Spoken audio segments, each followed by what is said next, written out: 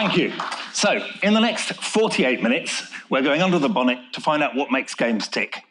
And I'm going to be paying special attention to realistic 3D, because knowing the location and behavior of threats and opportunities that you can't see, but should be able to hear, is a matter of life and death, virtually speaking. Modern games juggle thousands of sounds, and they quite often play hundreds at once. Some include more than 1 million samples, especially when translations are involved.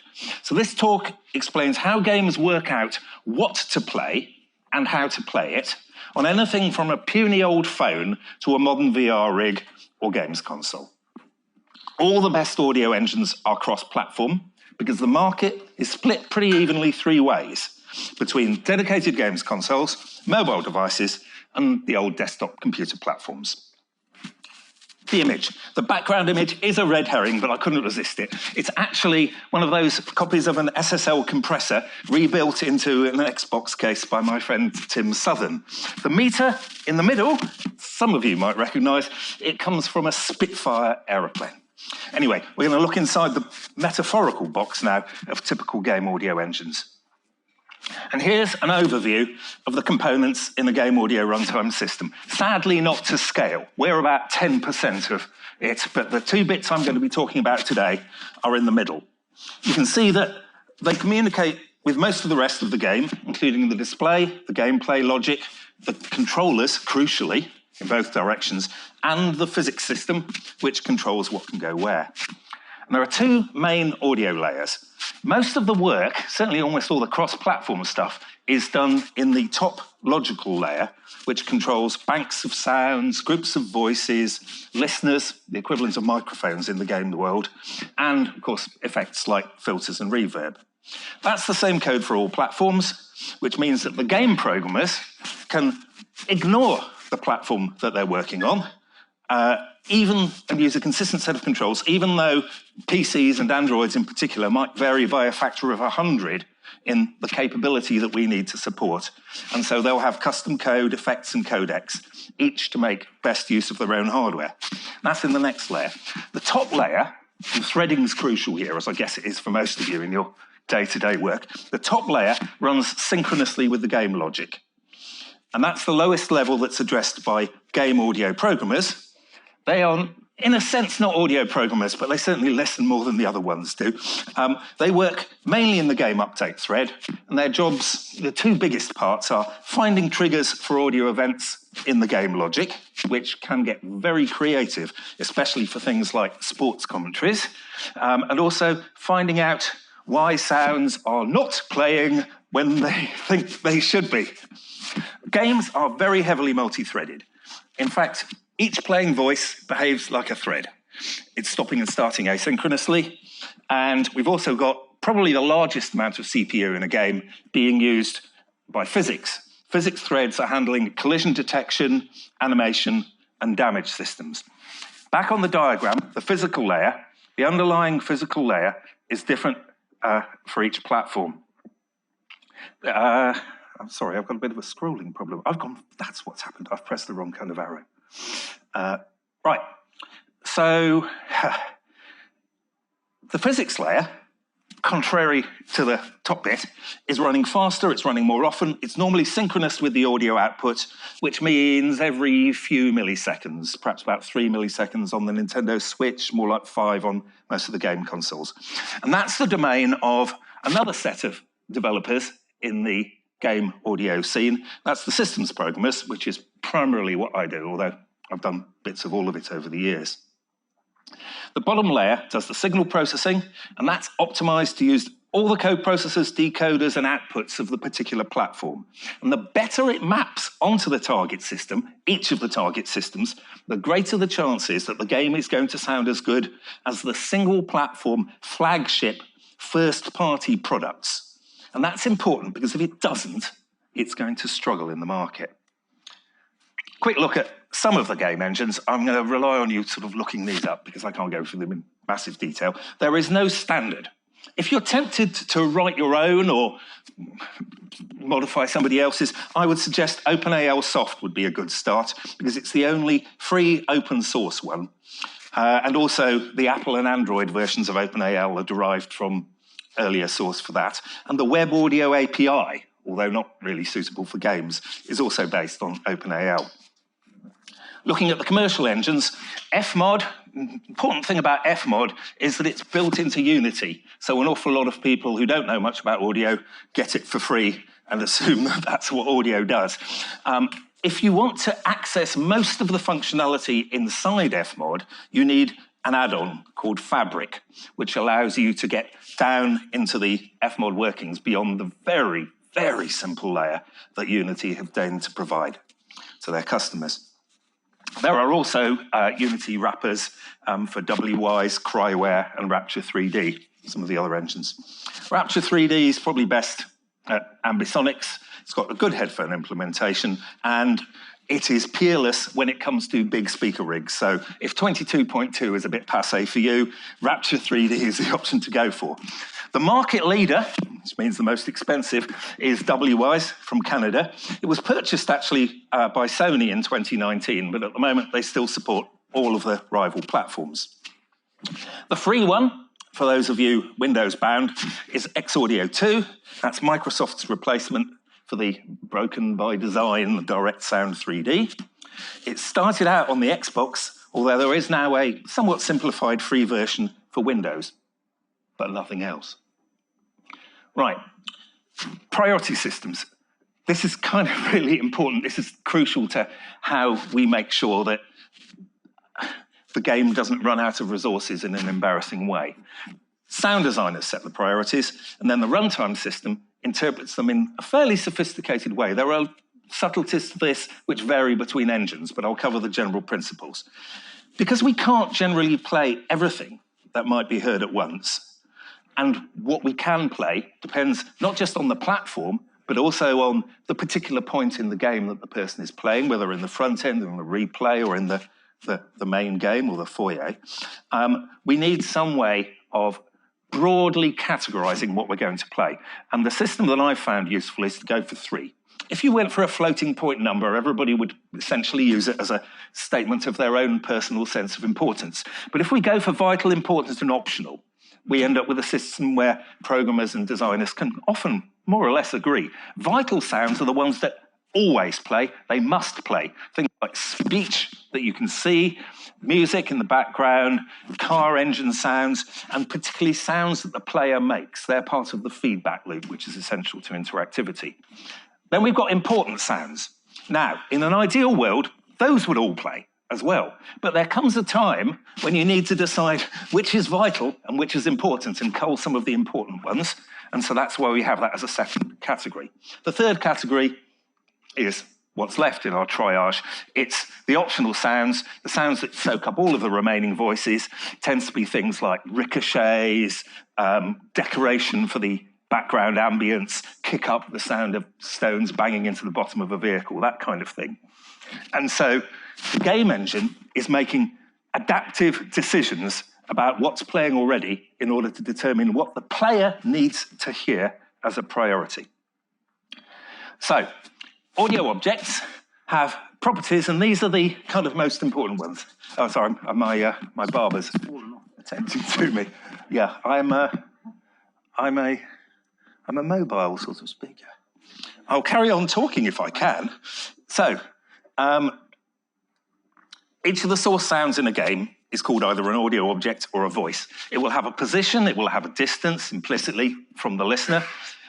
It will have an orientation because, as we've heard in the previous talk, that matters, especially when the player's moving. It'll have a size for the same reason. You want that to vary perceptually as you move away and towards it. It'll have velocity. The priority we've heard about. Volume, this is an attenuation in decibels, but this is the volume that's chosen by the sound designer as opposed to that imposed upon the sound by the world. We'll want some parametric EQ for a whole host of reasons, and you find it convenient, just as you would on a mixing desk, to put things into groups. One crucial thing about frames of reference, all the measurements are going to be made relative to the listener or listeners, because there are important reasons why we might want more than one listener. This is not dogma. Right, deciding what to play. If we go on the priority, how loud it is. Now, that's complicated, of course, because any non-trivial sample will vary in volume, and so you need a little bit of metadata there to keep track of that. Whether the listener is facing the source typically matters. Whether or not that's physically correct, it's still a piece of information that you should factor in when deciding what to play. How far away the source is from the listener, and how many similar sounds are already playing, which can be a difficult thing to work out, but that's where the groups come in. Last one might not be so obvious, and that is, it's important when deciding what to cull rather than what to play, to know whether or not the sample is looping. Quite often in a game, in any interactive environment, we don't know how long a sound needs to last. Whether it's a scrape or a siren or the rolling sound of tyres, we'll end up playing a loop, or more often layers of looping samples, and varying the volume of pitch of them for variety and extra feedback. And all of the other sounds are one-shots, momentary bangs and beeps. Other things being equal, we prefer to keep the loops going for a mixture of psychoacoustic and technical reasons. The one-shots are going to end anyway, whereas the loops are harder to restart and more obtrusive if they come and go. So when we come to choose codecs, looping performance is a key factor. This pretty much rules out things like WMA and even the new XWMA, although actually XWMA, which is an X-Audio 2 extension, is so good for compression and pre-mixed music that if you don't worry about overlaps or gaps, then it's still a viable choice. PCM's fine, but it's greedy for memory and particularly loading time, unless you man-map it. ADPCM, oh, I know we shouldn't be doing ADPCM anymore, but we still are. It loops okay, but you've got to make sure that the sample loop is a multiple of the block size, usually between 14 and 64 samples, and so it's trivially easy to resample it to fit. One trick, if you've got a really short sample and you're having trouble keeping the pitch the same while making sure that it's a proper block size, then double it up or triple it up so that you're nearer to the boundary that you're aiming for. Right, codecs then. MP3 and Vorbis, to last century stuff, they can be persuaded to loop, but the update's very choppy. The memory footprint's very high. They are a bad choice for games. We have a general problem with psychoacoustic codecs, actually, because if they've been designed for speech and music, they're going to struggle with some of the noises that we want to make in a game, especially mechanical sounds like engine turbo whine, or even the deliberate distortion of walkie-talkies. And they're also quite often inflexible about sample rates. They might insist that you put things in at 48 kilohertz, which is a problem when you're saving memory, unless you lie to them. And lying to them is a recommended policy. Now, another thing about these modern high compression codecs is they tend to window the start and end of the sample. Sound designers don't like that because they lose the percussive thump of their collision sounds. So a wise designer puts, depending on the codec, a few milliseconds of silence at the start of their one-shots just to preserve the impact on that. Back at loops and seamless transitions, it's quite often necessary to cue sounds on a single voice so that a succession of different assets are playing without having to go to the runtime expense and risk sometimes of having to start and stop a new voice. And not all codecs make this easy. In fact, most make it pretty difficult. The front runner, codecs-wise, to cut to the chase, at this century is Opus. It supports small, fast updates, constant bit rate, which is important when only the worst case matters, and arbitrary channel counts, which is also really important for us because 3-channel is just what you need for pentaphonic first order, and you don't really want to pad it up with an LFE and other bits and pieces just because that's what somebody thought you wanted. Things like Nintendo Switch, where you're really short of CPU power, you get some Opus voices pretty much for free, but you'll end up using ADPCM, or even they use MuLaw internally in places just to keep the CPU load under control when you've got a high voice count. And there it's important to decide which assets you're going to put in which format in order to make the best compromises between space, quality, and speed. Sony platforms, A-Track's still a good choice, because it's theirs and they put an awful lot of effort into optimizing the decoding of it. On the Xbox, XMA is a no-brainer because there are so many millions of transistors just designed for decoding it. It's got some I mean, it's not perfect. It's not even cutting edge for performance or quality, but the dedicated hardware means you can't really avoid it. On telephones, dedicated hardware will basically play you one AAC stream for free, but as soon as you try and play a second one, that's a problem when you're crossfading. And in general, in interactive audio, spikes are a problem. Back to this business of only the worst case matters. If we miss an output frame and we're playing out over something like a AC3 or an optical connection, which hopefully people won't use, but they're still on the game's consoles, it can take seconds for the AV receiver to recover just after we've dropped a single frame, especially if we're doing Dolby or DTS compressed surround. It didn't matter to the cinema people, firstly because they've got a constant stream, but also because they don't really mind about there being a delay because they can delay the picture. It matters to us because 85 milliseconds of encoding time minimum at our end, before we've got to the receiver, is enough to leave us in a position where the speedometer is moving and the sound is following it, and that's not an interactive or immersive experience. On HDMI then, enumerate your endpoints, always pick LPCM over AC3 because it's quicker and it sounds better. One final thing, especially when it comes to codecs that don't cope well with multi-channel, or hardware embodiments of them, you've got to realize that two stereo assets, or two mono ones for stereo, are not the equivalent of one quad one. Because of the asynchronousness between the layers, unless your two sounds are triggered together, as far as both layers are concerned, you can end up with an unpredictable phase difference between the channels because of the mixer running asynchronously from the game update. So for that reason, you want to compress things that play together all into the same packet and decode them simultaneously and trigger them too. So multi-channel really matters, especially for things like ambiances, even though most of the samples in a game will be individually panned from mono. Distance then.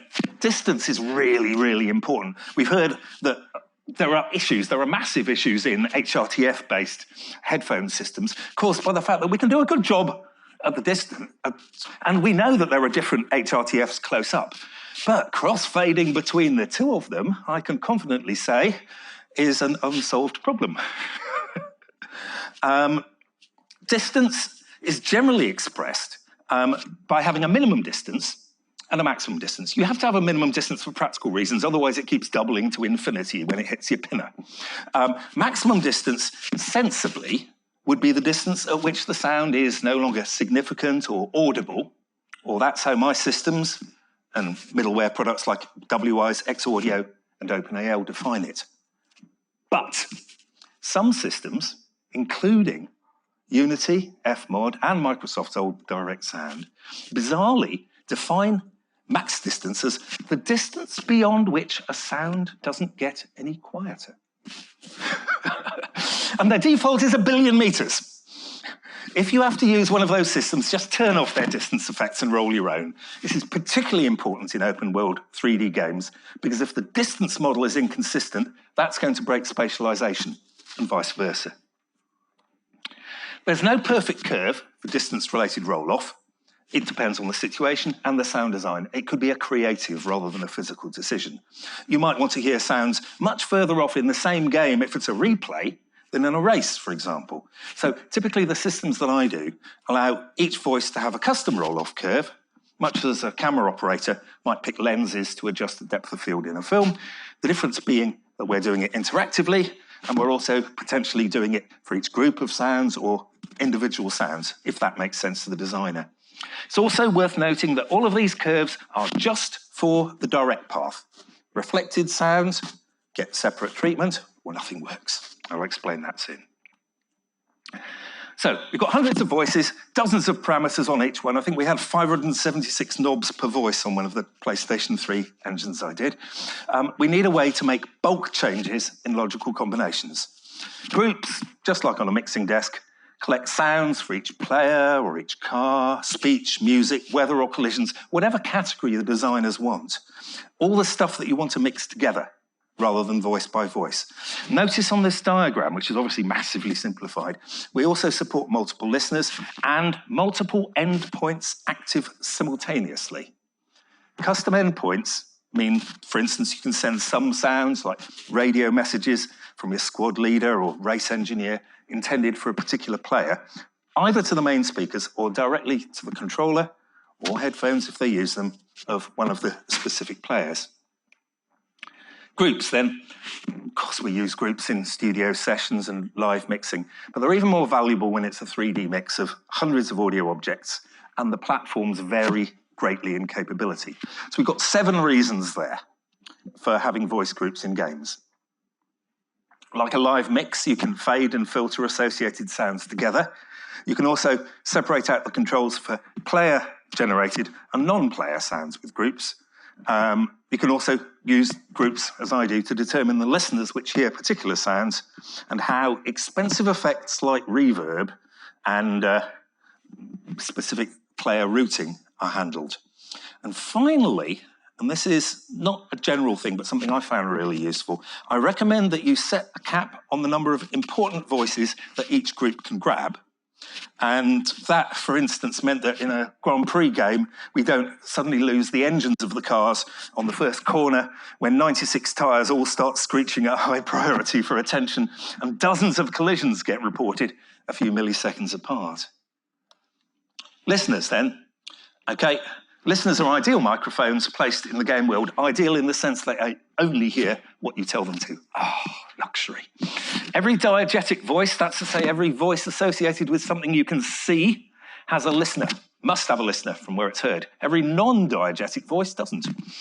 Multiple listeners are absolutely vital for split-screen multiplayer games, and although those are a niche and the vast majority of interactive audio is focused by design on a single listener, split screen is important because as we go through each game console generation, there's normally a period when we haven't got it, and then as soon as some of the games catch up with that, and it takes them a while because often split screen means you have to run the game twice for reasons I'll get to. Multiple listeners are also really handy for handling that. Another reason you might want to do it is for mix optimization. Sounds can play for dozens of points on any vehicle. So rather than update all of the position and velocity vectors on every single point, every frame, it's equivalent, but much quicker, to place them all in a fixed relationship to a custom listener, and then give that listener the opposite direction and velocity to the camera. And that way, all the Doppler and the distance effects come out just right, with only one 3D update for the whole submix. And you might, well, depends how many cars or mobiles you've got in the game, whether or not you find that useful. Of course, it all goes wrong when the wheel comes off. Right, so here's an example of a directional listener. I used this one in the replay screen on a replay camera where there was a hidden waterfall on the track. And what I wanted to do then was focus the sound on the front view rather than the big noisy thing that people couldn't actually see. But there are other reasons for having a directional listener. A subtle directional listener can help people locate moving sounds, even if they're just listening in mono. And it's the interactivity that's crucial here, because what that curve is going to do is going to fade the sounds down predictably and smoothly as they pass at the back. And since the camera and the listener are turning with each twitch of the handset, or possibly the VR headset, those cues match what we've learned in the real world from our front-facing ears, and even small movements give useful information which can be learned and acted upon. Given free control of the camera, players very quickly work out when things are right behind them, even if there are no actual speakers there. Small movements, just like we do when we're disambiguating sound fields in the real world, small movements of the controller in this case, and the direction reversal that occurs when something moves from in front to behind, and the dip in level behind the head, all of those combine to give us a cue similar to that from our human dual ear rotating neck setup. It's no substitute for a true HRTF, but it's a good compromise for simple games, especially on mobile and console platforms where very few people use headphones. Binaural 3D? Directional filtering, it's obviously vital for VR, and it's appreciated by desktop gamers, but the results are less predictable than with loudspeakers because everyone's head is different. Now, there's a whole chapter in my book. I've done a book. Most people, after writing game engines for a while, they go away and try and commercialize it like Fmod or WS. I came a bit late on that, so I just wrote a book on how to do them. There's a whole chapter about mixing split screen, and we've got some classics there. There's GoldenEye from Rare. 4 simultaneous views on the same world. Ooh. It's great for playing together, but it's quite a challenge to mix the audio so that the players sharing the experience can tell who's doing what, and the game performance doesn't collapse. Image on the left is from Konami's Resident Evil. Notice there's another consideration there when we've gone split screen. We've preserved the original screen shape or aspect ratio to widescreen or standard def, so the field of view is consistent regardless of the resolution. Not so much an audio issue, but still a consideration for split screen. Doppler. I should hardly need to explain Doppler to this audience, but it's a really strong positional cue, so it's very important. You must have noticed when an ambulance goes by, the pitch goes up as it approaches, then it gets deeper as they move away. And the diagram shows, I did this for, there's a magazine done by the Raspberry Pi Foundation about game development, and I did a couple of introductory game audio articles for them, so I came up with this to try and visualize what's happening. The waves are bunched up or spread out, which changes the pitch. And that's why we don't really worry too much about what the official pitch of an asset is in a game, because 3D sounds very rarely play out their original pitch. There are some horrors there in the hardware as well. The GameCube and the Wii, I'm not sure about things since the Wii U. The Wii U had the problem too. The sound hardware would play fewer voices as the sample rates of the voices went up. That took some careful management. So also imagine the consequences in terms of voices for a split-screen game. You've got to play everything twice, unless it's stationary with respect to both players, because otherwise, as well as the offset position, it will be playing at a different pitch as the characters and listener move around. So, little bit of code. Here's how games work it out. That's, again, probably obvious. It's more the if statements that are interesting here. Especially in a cross-platform engine, we can't just assume that things won't go faster than the speed of sound.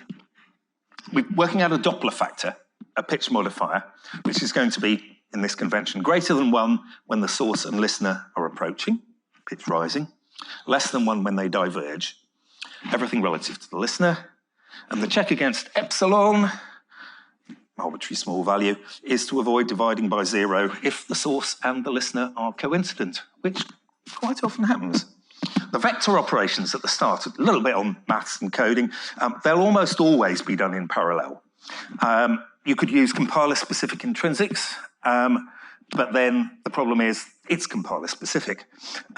If you need to support x64 and all sizes of ARM from a single code base, the approach that I've used and currently still recommend until the Microsoft and Clang disagreements are sorted out, which could be a very long wait, is to use the macros, which you can download as part of the Google native development kit. And basically what they allow you to do is to write ARM SIMD instructions and then have them automatically translated for Intel, AMD, or MIPS chips, in case they come back, if you need them. Magic number here, speed of sound, 340 meters per second for dry air at 15 degrees centigrade. But if the sound designer asks you, always ask them, in what medium? Because it's much faster for submarines. If a source is traveling faster than sound, then you won't hear it. Hence, we've got the listener attenuation tweak. Cruel games like Operation Flashpoint do this calculation and timing accurately, which means that you're dead before you hear the bullet that kills you. One thing about code style. I've used K&R indentation here because just like them, I'm trying to save page space, but every game engine source I've ever seen uses BSD format with the braces matched vertically on their own lines. Another standard we avoid, or at least we avoid some of, is IEEE 754. At least, and audio programmers, you know this, as regards nans and denorms.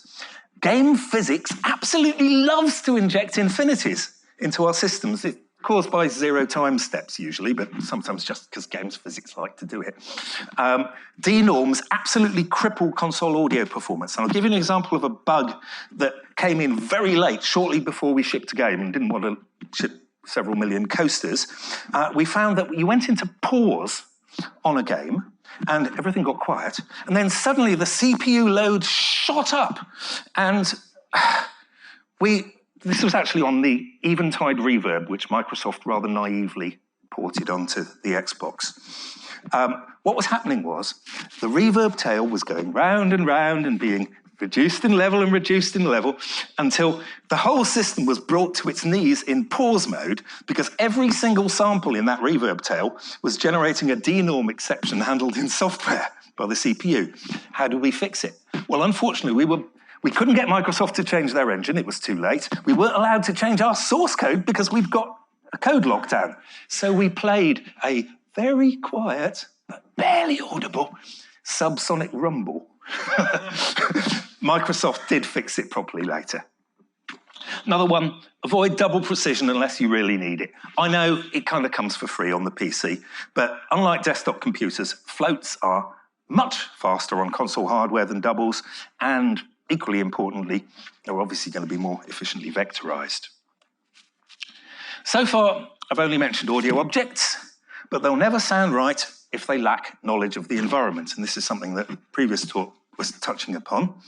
Reverb is to sound as lighting is to graphics. So, unless you know the reflective environment in which your interaction is taking place, it's not going to sound right. It's easy to make a game sound impressive for the first few seconds. Like on the starting grid of a race where nothing's moving, you could just play canned sounds. But as soon as things get moving, the reverb needs to be moving too, in sympathy with the camera and also in sympathy with the player's choices. And just like lighting, if we improve it, people will not mention the audio and say how much better the graphics are. So my driving games adjust the level and the pre-delay important as well, of reflections to either side of the player as they skirt cliffs and buildings, on bridges and in tunnels. The intention is that the player should be wincing at each narrow miss and using the feedback they get from the reverb to find the tightest, fastest paths down the track. You could do this by markup, in which you get a sound designer to sit down for 6 months, as happened to a poor chap called Ben McCulloch, and write down for every cat's eye in several hundred miles of a race how reflective the world was on either side. Or alternatively, you can make it all a problem to be sorted out at runtime later and do ray tracing, so long as you've got an appropriate environment, a geometric environment in which to ray trace. There's another approach you can use as well for synthetic reverb, and that's ambisonically captured 3D impulse responses. Problems with them when you move around. It's only been captured from a point. But nonetheless, mixing these techniques together can be very effective. I'll say more about Ambisonics at the end. It's been the biggest change in audio workflow in the last 5 years, although I've been using it since I was at Amiga Inc. in about 2000. Anyway, another issue is that reverbs eat a lot of CPU time. The Eventide reverb that I referred to that Microsoft ported, when they got it up originally, it took 25% of a CPU core. After having some really good programmers who didn't fix the NAND problem, or the D-norm problem, work on it for a long time and rewrite bits in parallel assembler and so forth, they got it down to 1/7 of a CPU core. And so to go further, you need to simplify the reflection model. For instance, decide whether you need the early reflections more than the late reverb, or maybe have a spatial cascade of those. Or, for reverb, you can run parts of it, and this is a X-Audio 2 special at the moment, I think. You can run parts of it at a reduced sample rate. You might not want to do that all the time, but it's an extra bit of flexibility when it comes to scaling. Now, another problem with an off-the-shelf plugin or component is that they tend to glitch when you manipulate the time domain controls. Things like the initial delay or the late reverb onset and its duration. When you tweak those, they might hardly matter in a studio, but it's very bad news in games because those delays are telling us dynamically how close we are to the reflectors. Now, I mentioned this to Microsoft. And they thanked me for my constructive criticism, and they came back with a new reverb with no time controls at all. Just levels. Whereas, I'm glad to say, Sony and Blue Ripple Sound just fixed the clicks. So we end up using a mashup of pragmatic techniques. The big unsolved challenge for realistic game audio is literally and metaphorically reflecting the interactions with the surrounding world. Game geometry. Unfortunately, it's not a lot of use to us. Game geometry is the set of millions of points and lines and vertices which define the outline of objects in their model of the world. Given that racing games nowadays use about 250,000 polygons for each car, not just to make it look right, they've got to make sure that it crumples correctly as well when you do the vertex manipulation. So working out the interaction of each sound source and every potentially reflecting graphical facet far exceeds our real-time processing capability, even in the pound a gigaflop days. So we take shortcuts. Physics takes it a bit too far in the other direction. Every 3D game needs a physics system just to stop the objects overlapping. It doesn't look good. And the physics systems use simplified object outlines. They work out what's touching and the direction and the intensity of collisions. But many visible objects are ignored by physics. If they're out of the reach of the player, they might still be accessible to sound. And, don't tell Microsoft, sounds go round corners. So we also use collision information in the game to pick our contact sounds. So a collision will report the materials that have been touched, and then we'll trigger a pair of samples. Say if a bike hits a post, we'll play a wood and a metal contact sample at the appropriate place while the contact lasts. What players really want to know, though, is not when they're in a collision. They want to know when they're not quite in a collision. And with care, physics geometry can be used to model sound reflections and occlusion between game mobiles. You usually have to plead with the physics people to put a few things in that they don't consider necessary. So in racing games, for instance, you can't use the manual markup technique because other cars reflect the sounds of your own as they try to pass or you try to pass them. So in games like Race Driver Grid, we model this dynamically. So the audio system is continually sending out 8 rays, 2 vertical ones, up and down, and 6 in a plane around the listener to detect which objects, static and mobile, are closest, the distances and the directions. The top ray, little tip here from Adam Sawkins, is tipped forwards. He calls it the unicorn ray. We tip it in the direction of travel, so it gives us a better warning of when oncoming objects like bridges and gantries are coming up. But ray tracing is so slow, big world for it to except in the physics land. It's so slow that a critical performance boost comes from not waiting for the results.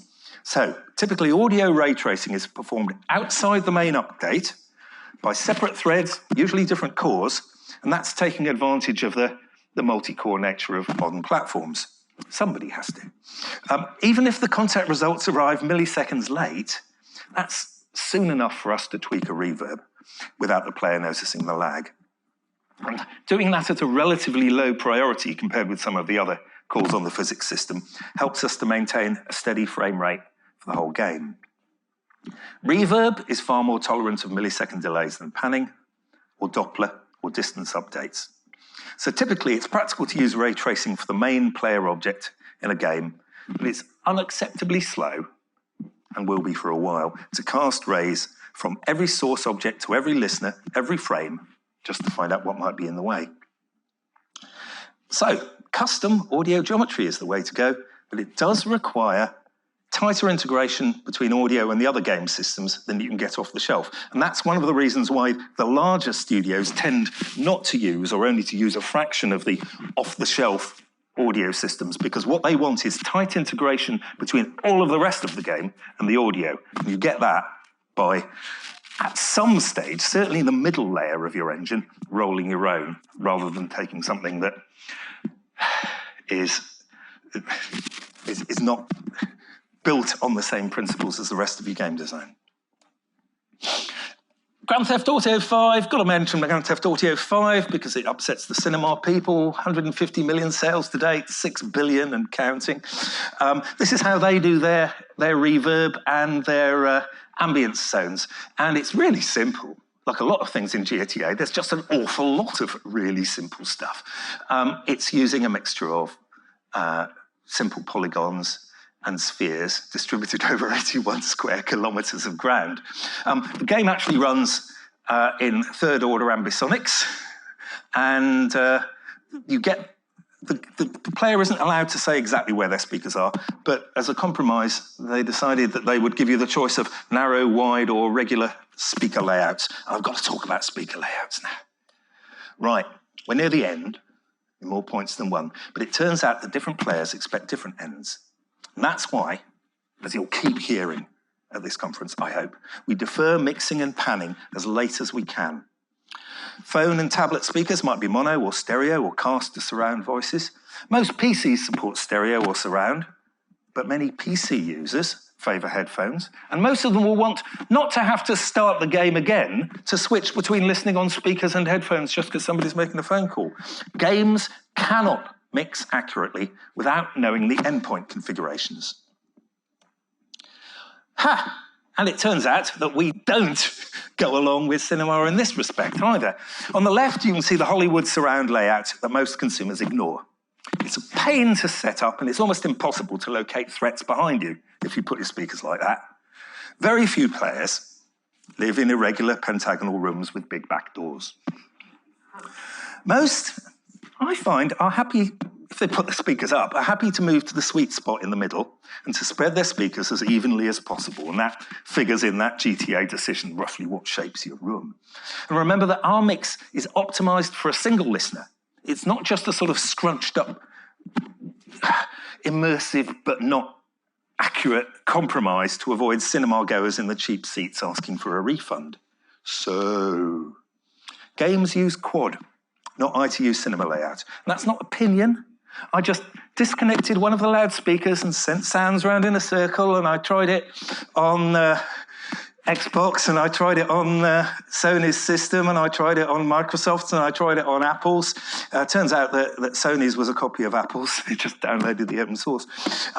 But the experience backed by experiment tells me why Sennheiser's 5.1 to headphone converter really failed on game audio. And so you might ask, why not just mix for lots and lots of surround speakers and fold down to stereo or mono when necessary? Well, it may work for immersion, but it ruins spatialization because it screws up perceived distances as well as the directions. And your players, your customers, will die unnecessarily. This is what actually happens. This is based on the same formula that Dolby recommend to people. This is what actually happens if you fold down a 5.1 mix to stereo. And what we can see there is this is from the Creative Labs OpenAL driver, but Sony and Microsoft do the same, if you let them. The thin lines show the 5 pairwise panned speaker level feeds. Simple, pairwise, I know. But it does preserve constant power when you're in 5.0 or 5.1.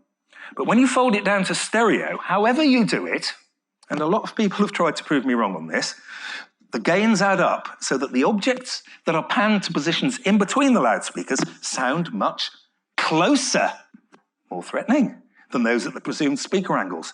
And we avoid the whole problem by mixing to the correct speaker count for the start. This went wrong when Sony introduced the PlayStation 4 because they'd been told by Dolby, nobody needs to know the endpoint configuration, probably in an American accent. And it took me almost 2 years to persuade them to modify the SDK to let PlayStation 4 game developers query the actual endpoint for this vital reason. I don't think they'll make that mistake again, though. Right, coming just quickly now on to 7.1. 7.1 turns out to be an awful lot better, even horizontally, for games, because you've got, you're allowed to have a symmetric layout. A man called Mark Tuffy at THX managed to push that one through. The other nice thing about 7.1, and this is something I demonstrated in 2009 at the AES Audio for Games conference here in London, is that it gives us, contrary to people who say, well, if you've done a speaker-specific mix, it can't be periphonic and direction agnostic. It gives us the potential to do a G format.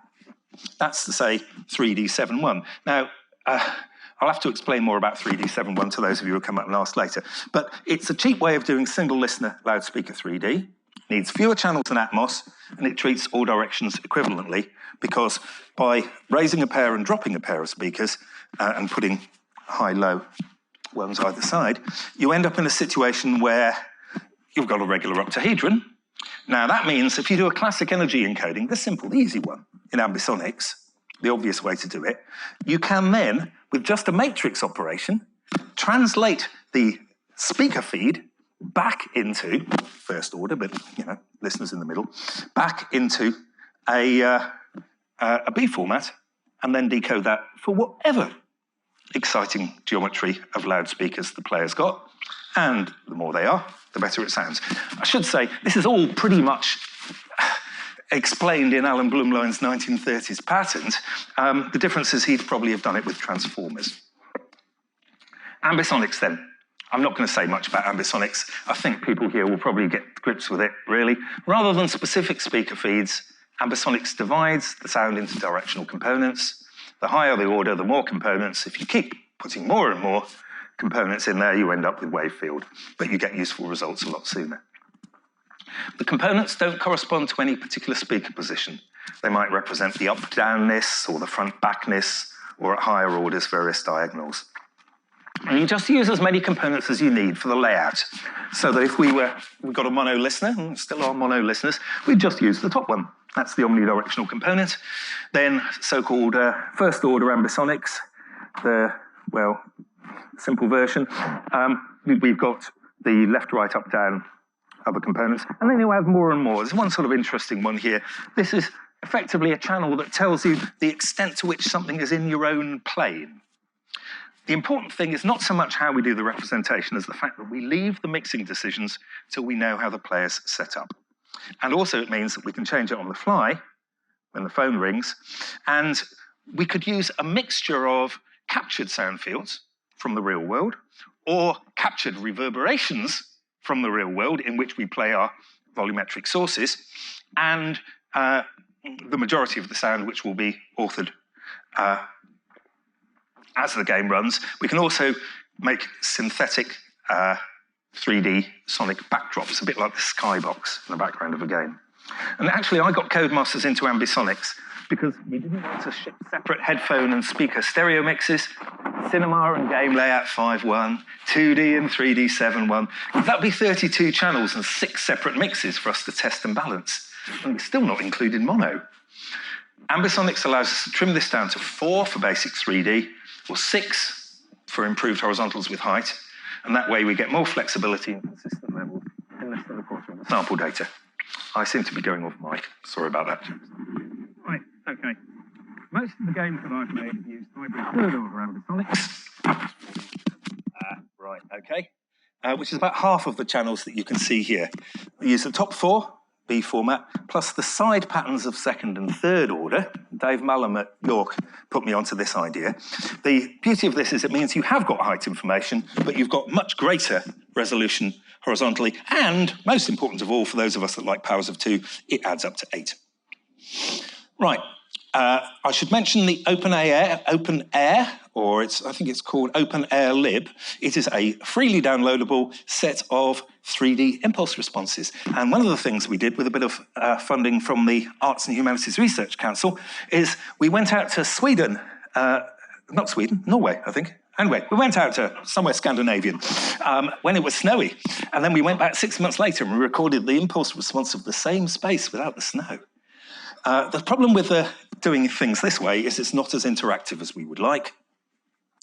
But you can do some cool stuff. For instance, even though you've got a pre-rendered sound field with reflections coming from all directions, you can easily boost or dim individual components without messing up the mix. And there is the maths. I'm not going to read it to you because we wouldn't have any time left for questions.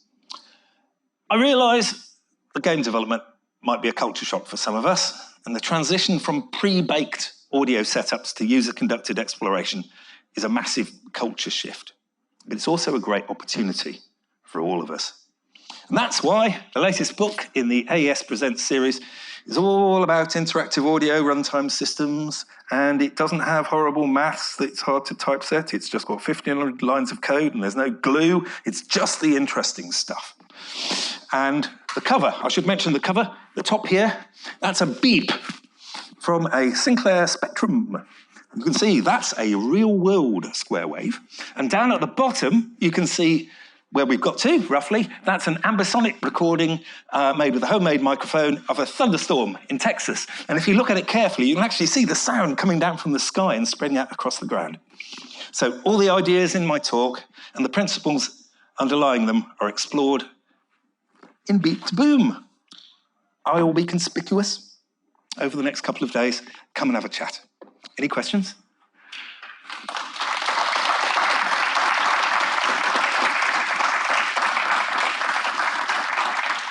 Thank you for the very insightful talk. I'm afraid we don't have the time for questions because we have to reserve the time for the next speaker to prepare before the next session. Or what do you think? Should we? One more? There's 2 questions online. Right, can we take one quick one? Yeah. And then I can only encourage you all to approach Simon in the hallway and maybe ask your remaining questions. So there's one question on Zoom, right? It says, Chris Buchanan, why Simon, do you have any experience on PS5's Tempest 3D audio system? What would you envisage the main challenges being for mixing Object X3 with audio on a system like this? If I did have experience on it, I couldn't tell you because of NDAs. Unfortunately.